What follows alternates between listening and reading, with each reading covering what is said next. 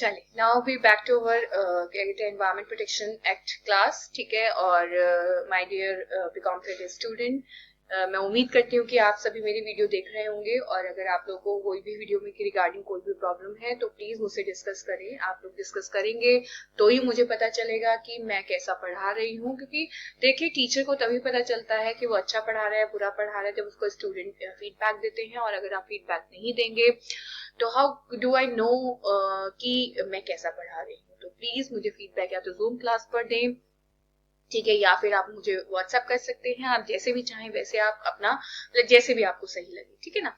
चलिए खैर, तो लास्ट क्लास में हम लोगों ने power of the central government पढ़ी थी। Now we should discuss the क्या आपका rules to regulate environment pollution, क्योंकि बहुत जरूरी है। क्योंकि आपको पता है हमारी कंट्री के अंदर आज भी इतनी इलिटरेसी है, इतनी अनअवेयरनेस है कि लोगों को नहीं पता है कि वो एनवायरमेंट को अफेक्ट कर कर अपनी लाइफ को खुद ही अफेक्ट कर रहे हैं डायरेक्टली। तो अल्टीमेटली एनवायरमेंट वही कहना कि लॉ बनाया गया है हेलमेट पहनने के लिए, ठीक है। आप मुझे बताइए कि हेलमेट पहनने के लिए लॉ बनाने की जरूरत क्यों पड़ी? क्योंकि हेलमेट पहनने से पुलिस वालों की क्या नहीं होगी, लाइफ सिक्योर नहीं होगी। हेलमेट पहनने से आपकी लाइफ सिक्योर होगी, बट उन्होंने लॉ बना के आप लोगों को उसके ऊपर कंपल्सरी इंप्लीमेंट किया। क्यों? क्योंकि अल्टीमेटली उन लोगों को ये पता है कि आपको अपनी लाइफ की भी परवाह नहीं है। अगर आप हेलमेट पहनेंगे तो वो आप ही के लिए क्या होगा, ठीक है, सिक्योर होगा, सेफ होगा। बट आप नहीं पहनते तभी तो सरकार को लॉ बनाने की जरूरत पड़ती है। अब आप अभी पैंडेमिक की बात ही कर ले। पैंडेमिक में लॉकडाउन लगाने की जरूरत क्यों लगी, क्यों पड़ी? अगर हमारी कंट्री के अंदर, ठीक है, इतनी समझदारी होती कि ठीक है जैसे हमें कोई वायरस पता चला तो अल्टीमेटली हम उसके लिए खुद ही प्रिकॉशन लें, ठीक है, तो उसके लिए सरकार को कभी भी बंद ना करना पड़ता। और आज जो सरकार की इतनी जो आर्थिक व्यवस्था इतनी खराब है तो वो भी ना होती। वो इसी वजह से हुआ क्योंकि सरकार को ये पता है कि मेरे देश की पब्लिक कितनी अनअवेयर है और कितना वो आंखें बंद कर कर बैठी रहती है। तो इसीलिए ही रूल्स बनाने पड़ते हैं प्रोटेक्ट करने के लिए, क्योंकि नहीं बनाए जाएंगे तो वो सीधी सी बात है आप एनवायरमेंट को अफेक्ट करते चले जाएंगे, जिससे आपको ना आपकी लाइफ, अपनी लाइफ की परवाह है और ना दूसरों की लाइफ की परवाह है। So the CG may by notification the official gazette make rules in respect of all running the matter referred to in the section 3, the standard of quality of air, water, soil for various areas and purpose, and the maximum allowable limits of concentration of various environmental pollutant for different areas। बिल्कुल सही बात है, maximum allowable limits। देखिए development के लिए we need to क्या कहते हैं अफेक्ट द एनवायरमेंट। वो तो प्रॉब्लम है कि वो हमें करना पड़ेगा, क्योंकि अगर डेवलपमेंट नहीं करेंगे तो डेवलपमेंट के बिना भी हमारा देश कुछ नहीं है। पर हमारा एनवायरमेंट जैसे कहते हैं ना कि हमारी जो हेल्थ होती है नेचर ने ही हमें बनाया है, तो नेचर के अंदर जो चीजें हैं, जो इंग्रेडिएंट के थ्रू नेचर बना हुआ है वही सब हमारे अंदर है। तो हमारे अंदर भी इतनी इम्यून सिस्टम हमारा डेवलप होता है कि हमारे अंदर भी गलत चीजों को सहन करने की पावर होती है। ऐसी एनवायरमेंट में भी सहन करने की पावर है, पर एक लिमिट तक ही तो होगी। तब जैसे हमारा शरीर एक लिमिट तक ही सहन करता है, उसके बाद वो बैक ऑफ मार देता है। इस तरह से नेचर भी, जो एनवायरमेंट है वो भी क्या करता है, बैक ऑफ मार देता है। अगर उसको ज्यादा क्या किया जाए, उसके अंदर उस प्रॉपर्टीज को मर्ज किया जाए जो प्रॉपर्टी उसके अगेंस्ट है। थोड़ा बहुत तो वो ठीक है, वो हैंडल कर लेता है, बट अगर ज्यादा होगा तो वो हैंडल नहीं कर पाएगा। तो वही एक लिमिट बताई जाती है कि इससे ऊपर आप पोल्यूटेंट को एनवायरमेंट में मिलने नहीं देंगे, ठीक है। इसके साथ आपका the procedure safeguard for the handling of hazardous substance, बिल्कुल सही। The prohibition restriction on the handling of hazardous substance in different areas. The prohibition restriction on the location of industries and the carrying on process and operation in different areas. The procedure safeguards the prevention of accident and may cause environmental pollution and for providing for remedial measure of such accident. बिल्कुल सही बात है, सीधी सी बात है। देखिए जो nature है वो डिजास्टर भी है। अगर वो एक तरह से देखा जाए, वो जैसे बोलते हैं ना आपका जन्म देने वाली है तो वो जन्म को खत्म भी करने वाली है। अगर इसी नेचर ने आपको जन्म दिया है, आपको लाइफ दी है, बिकॉज ये नेचर ही आपकी लाइफ लाइन है। अगर नेचर, अगर जितनी भी आपकी इंपॉर्टेंट प्रॉपर्टीज हैं जो हमारे अर्थ पर हैं वो ना होती तो लाइफ पॉसिबल ना होती। तो अगर उसने लाइफ को पॉसिबल किया है तो उसने लाइफ को डिस्ट्रॉय भी करने की पावर रखती है। तभी तो आपने देखा होगा कि नेचर के साथ अगर आप ज्यादा खिलवाड़ करते हैं तो कितनी नेचुरल कैलेमिटी होती है। कभी फ्लड आते हैं, कभी अर्थक्वेक आते हैं, कभी सुनामी है। The most important thing is कि कभी सुनामी था, लोगों ने सुनामी। तो आप ये खुद देखिए कि ये सब किसका रीजन है। ये है एनवायरमेंटल पोल्यूशन का, कि जब एनवायरमेंट को पोल्यूट किया जाता है तो ऐसा होता है। तो रेमेडियल एक्शन तो आप ही लेंगे, क्योंकि अगर रेमेडियल एक्शन आप समय से नहीं लेंगे तो नेचर तो अपना रूप आपको दिखाई देगी, फिर कोई नहीं रोक सकता नेचर को अपना रूप दिखाने से।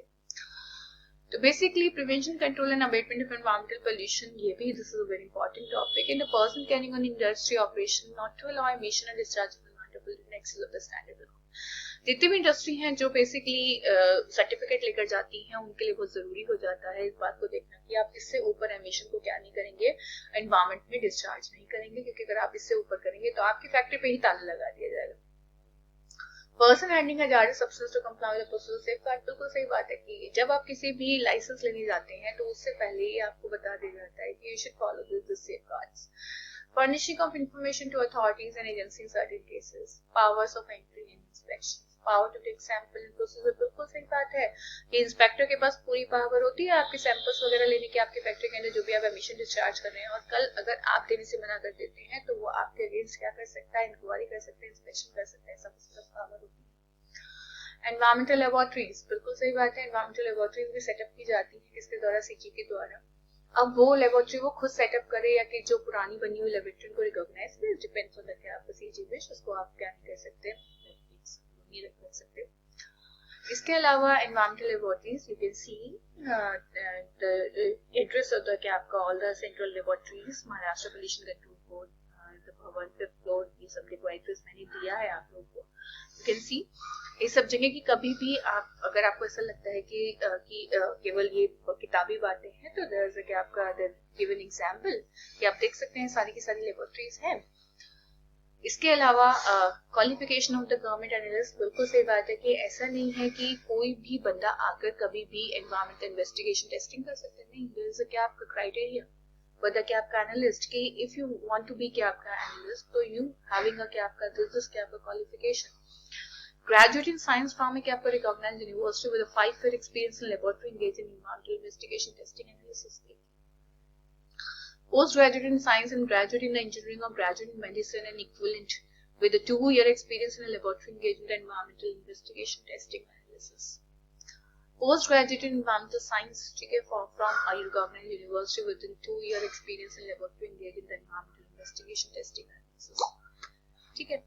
इसके अलावा functions of environmental laboratories, obviously जो एक लेबोरेटरी का काम होता है, देखिए जैसे ब्लड टेस्टिंग एंड ऑल आपने सभी पढ़ा है, ठीक है, साइंस हमने नहीं पढ़ा है but still we knows everything about that. क्योंकि जब हम अपना ब्लड सैंपल देकर आते हैं तो हमें रिपोर्ट देते हैं जिस रिगार्डिंग अपना ब्लड सैंपल दिया होता है कि हमें थायराइड चेक कराना है, कोलेस्ट्रॉल चेक कराना है, अपनी शुगर चेक करानी है, व्हाटएवर। तो basically functions of environmental laboratories to evolve standardised method for sampling analysis of various type of to analyze samples sent by the central government office and power. To carry out such investigation has been directed by CG to lay down the standard for the quality of environmental discharge of environmental pollutant, to monitor and to enforce the CAB का standard laid down. And to send recent periodical report regarding this activity to the CG. बिल्कुल सही बात है, laboratories को अगर क्या किया गया है, आपका सेटअप किया गया है, तो वो अपने फंक्शंस के बारे में CG को पूरी रिपोर्ट देंगी कि वो क्या कर रही है, कैसे कर रही है। To carry out certain functions will be entrusted to it by the CG from सीधी सी बात है, अगर कभी भी रूल्स रेगुलेशन को कॉन्ट्रोवीन करोगे तो सीधी सी बात है हैवी पेनल्टीज हैं किसके ऊपर, आप लोगों के ऊपर।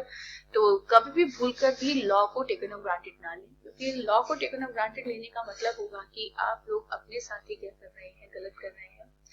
क्योंकि लॉ कहता है कि ठीक है टेकन ऑफ ग्रांटेड तुम ले तो रहे हो, बट अगर मैं अपने फॉर्म में आऊंगा तो अल्टीमेटली तुम टेकन ऑफ ग्रांटेड लेना बंद कर दोगे। क्योंकि मैं आपको बता दूं, ये जो पेनल्टीज होती है ना, ये अगर सरकार अपने पे आ जाए तो वो आपकी संपत्ति को बेचकर भी क्या कर सकते हैं, रिकवर कर सकते हैं। वो तो सरकार ने लॉ के अंदर लीनियंसी दे रखी है कि वो ऐसा नहीं करती है, बट सरकार के पास पावर है कि वो प्रॉपर्टी को रिकवर करके भी, प्रॉपर्टी को आपसे लेकर, रिकवरी ऑफिसर्स होते हैं वो आपकी प्रॉपर्टीज पे ताले लगा के चले जाते हैं, उसकी कुर्की करा देते हैं, उसकी नीलामी करा देते हैं, और नीलामी कराने के बाद उसको जितनी भी अपनी प्रॉपर्टी चाहिए होती है वो सारी की सारी आपसे ले सकते हैं, इतनी पावर वो रखती है।